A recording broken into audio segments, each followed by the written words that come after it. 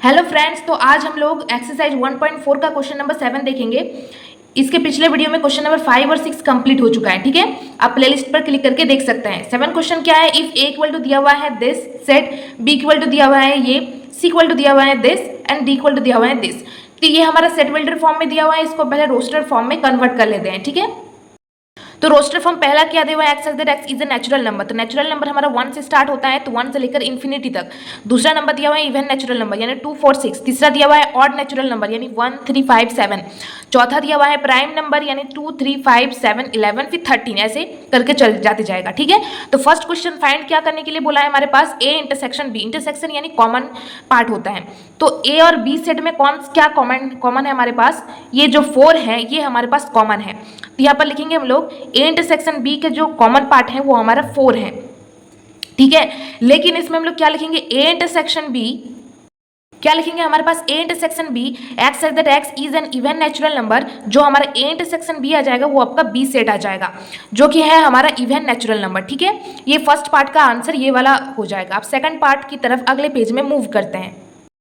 Second वाले part में दिया हुआ है ए इंटरसेक्शन सी, मतलब ए सेट में और सी सेट में हमारे पास क्या कॉमन दिया हुआ है ये लिखना है। ठीक है, तो ए इंटरसेक्शन सी में क्या लिखेंगे हम लोग, ए इंटरसेक्शन सी में, तो ए इंटरसेक्शन सी मतलब दोनों सेट में क्या कॉमन है ये देखना है। ठीक है, तो X as that x is an odd natural number, तो हमारा जो ए इंटरसेक्शन सी आ जाएगा वो आपका सी सेट आ जाएगा। आप स्क्रॉल करके क्वेश्चन को देख सकते हैं, मतलब जो सेट दिया हुआ है वो देख सकते हैं। तो ये ऑड नेचुरल नंबर मतलब सेट सी, ये वाला हमारा करेक्ट आंसर हो जाएगा। अब क्वेश्चन नंबर 3 में दिया हुआ है A intersection D. Question number 3 में दिया हुआ है ए इंटरसेक्शन डी, यानी A intersection D X as that x is a prime number होगा, जो ए इंटरसेक्शन डी होगा वो हमारा डी सेट हो जाएगा।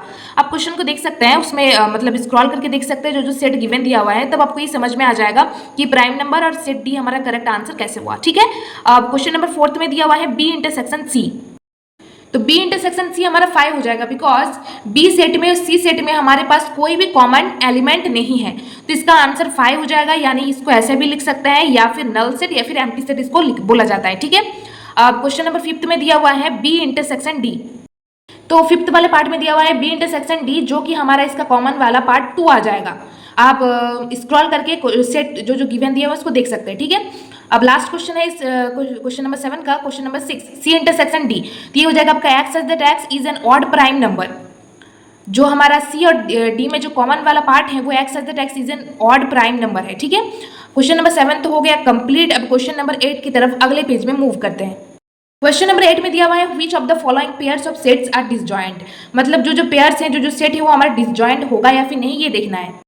तो फर्स्ट वाला पार्ट दिया हुआ है हमारे पास 1 2 3 4 and x as that x is a natural number and 4 less than or equal x or less than or equal 6 दिया हुआ है, ये कंडीशन दिया हुआ है। तो इसका सोल्यूशन करते हैं डिसजॉइंट होगा या फिर नहीं होगा ये देखते हैं।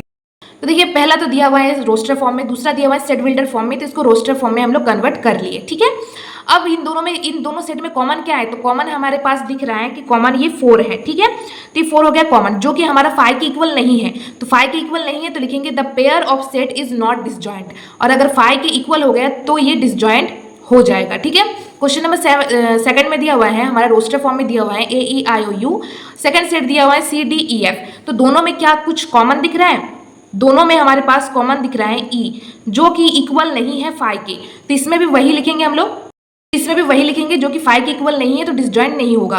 तो the pair of set is not disjoint. अब क्वेश्चन नंबर 3 यानी इस क्वेश्चन नंबर 8 का लास्ट पार्ट देखते हैं।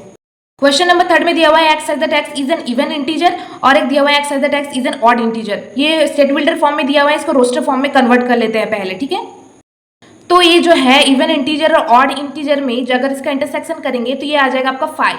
तो 5 आने पर क्या बोल सकते हैं हम लोग, the pair of set is disjoint, और 5 नहीं होगा तो नॉट डिसजॉइंट। ठीक है, अगर आई होप आपको ये समझ में आ गया होगा अच्छे से, आप कमेंट में जरूर बताइएगा। इसके अगले वीडियो में हम लोग क्वेश्चन नंबर 9 से स्टार्ट करेंगे। ठीक है, थैंक यू।